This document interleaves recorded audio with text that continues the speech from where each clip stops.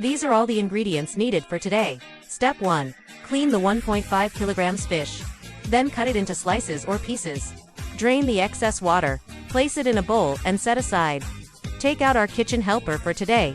Seasoning for spicy fish with green peppers. There is a packet of seasoning, a packet of dry seasoning, a packet of fish marinade seasoning. Add green onion, ginger, and cooking wine to the bowl. Add 20 grams of fish marinade seasoning and mix well. Let it sit for 10 minutes. Step 2. Add about 30 grams of vegetable oil to the pot. Stir fry the vegetables, then transfer to a bowl.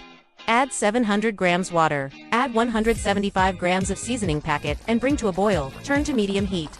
First, add the fish head and fish bones. After 3 minutes of cooking, add the fish slices and cook for another 1 to 2 minutes. Remove from the pan and pour into the bowl with vegetables. Step 3. Sprinkle 15 grams of dry seasoning on top of the fish. Add 150 grams of vegetable oil to the pan. Heat the oil to about 80% hot.